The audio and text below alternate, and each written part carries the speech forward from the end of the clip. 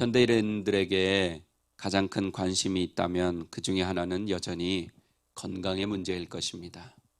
저도 그렇고 또 우리들이 나누는 대화 중에 많은 부분이 이 건강에 대한 부분이죠. 건강한 삶을 살기 위해 더 불편하게 살아라 하는 말이 있습니다. 이 말은 불편하게 살지 않고 편안함만 추구하다 보면 건강을 해친다는 것입니다. 사람이 건강하려면 운동을 해야 하는데 운동하는 것 자체가 힘든 일입니다. 한국의 경우 예전에는 운동하는데 따로 시간을 들일 필요가 없었습니다. 교통이 발달하지 않고 자동차가 많지 않았기 때문에 걷는 것이 일상이었기 때문입니다. 하지만 지금은 걷는 일이 별로 없기 때문에 시간을 내어 걷기를 해야, 일부러 대중교통을 이용해야 그렇게나마 걸을 수 있어서 건강을 유지할 수 있습니다. 미국에 와보니까 한국보다 더 걸을 일이 없습니다. 가까운 곳도 차를 타고 갑니다. 물론 대중교통도 그렇게 편하지 않고 안전 문제도 있지만 그래도 한국과 비교해 보면 훨씬 더 안 걷는 것 같습니다. 또한 건강하기 위해서는 운동과 함께 음식을 골고루 잘 먹어야죠. 자신이 좋아하는 것만 먹고 편식을 하면 건강할 수가 없습니다. 먹기 싫고 입맛에 안 맞는다 해도 몸에 좋은 음식을 먹어야 건강할 수 있습니다.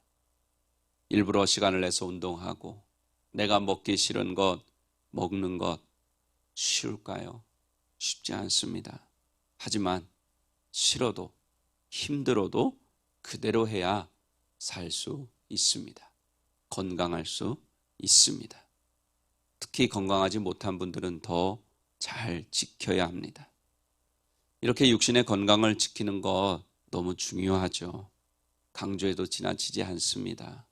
하지만 이보다 더 중요한 것이 있습니다. 그것은 바로 영혼의 건강입니다. 그 중요한 영혼의 건강을 위해서 어떻게 해야 될까요? 가장 중요한 것은 결론부터 말씀드리면 하나님의 말씀대로 행하며 사는 것입니다.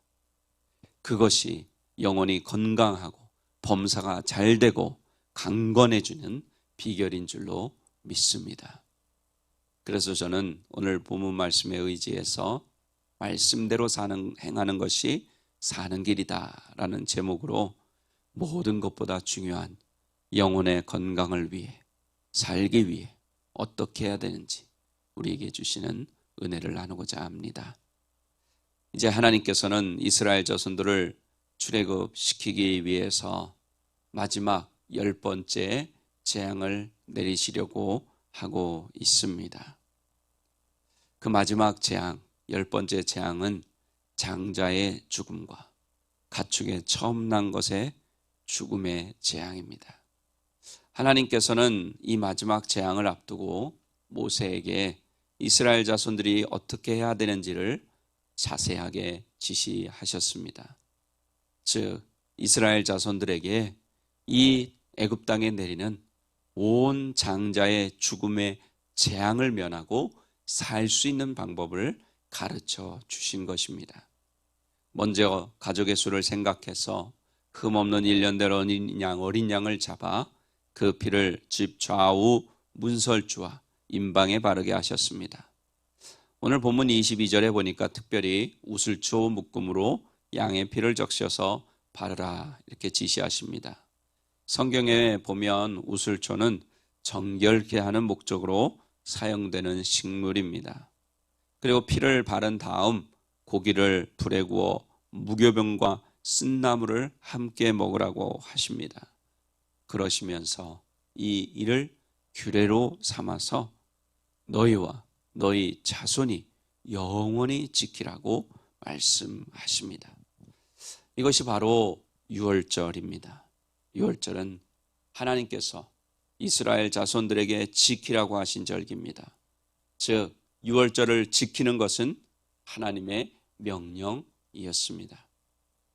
이스라엘 자손들은 출애굽을 하고 난 이후에 하나님께서 명령하신 이 유월절을 지킬 때마다 그들은 하나님께서 어떻게 자신들 애굽 땅에서 인도하여 내셨는지, 구원하셨는지 기억할 것입니다. 사람은 망각의 동물이라고 하죠. 그래서 자꾸만 잊어버립니다. 가만히 보면 좋은 것은 잘 잊어버리고 안 좋은 것만 잘 기억합니다. 만일 유월절이라는 절기를 하나님께서 지키라고 명령하시지 않았다면 처음에 그 출애굽의 당사자들은 출애굽의 역사를 기억하고 하나님께 감사했겠지만 결국에는 점점 잊어버렸을 것입니다. 출애굽을 경험한 세대가 지나가고 그것을 경험하지 않은 세대가 이어질 때 자신이 직접 경험하지 않았기 때문에 잊어버리기가 더 쉽습니다. 그래서 하나님께서는 유월절을 지킬 때 자녀들이 이 예식이 무엇이냐 하고 물어보면 여호와께서 애굽 사람에게 재앙을 내리실 때에 애굽에 있는 이스라엘 자손의 집을 넘으사 우리의 집을 구원하셨느니라, 이렇게 가르쳐 주라고, 그것에 관한 예식이라고 말해주라고 그렇게 하셨습니다. 유월절 절기를 가지고 자녀들을 교육시켜라. 신앙교육을 시켜라. 하나님이 누구신지 가르쳐줘라 하는 것입니다. 그럼 유월절을 기억하고 대대로 이것을 자녀에게 교육을 시키고 지키라고 하신 이유가 무엇일까요? 왜 굳이 그때 출애굽한 당시에 당사자들만 그들만 지켜도 될 것 같은데 왜 자녀들에게까지 그것을 가르쳐주라고 하셨을까? 그것은 바로 사는 길이기 때문에, 그것이 사는 길이기 때문입니다. 자, 오늘 말씀에 가르쳐 주셨지만 이 10번째 재앙에서 살아남기 위해 어린 양의 피를 좌우 문설주와 임방에 바르라고 하셨습니다. 그러면 산다는 것이었습니다. 무슨 뜻이에요? 하나님이 시킨 대로 하면 살 수 있다는 거예요. 만약 이스라엘 자손들이라 할지라도 하나님이 시키신 대로 하지 않으면 죽을 수밖에 없다는 뜻입니다. 하나님께서는 이 수천 년 전 이때만이 아니라 이스라엘 자손들이 하나님의 구원의 역사를 잊어버리지 않고 그들로 하여금 살게 하시기 위해서 유월절을 지키라고 하신 것입니다. 하나님께서 우리에게 주시는 명령은 우리를 힘들게 하기 위해서, 우리를 괴롭히려고 주시는 것이 아닙니다.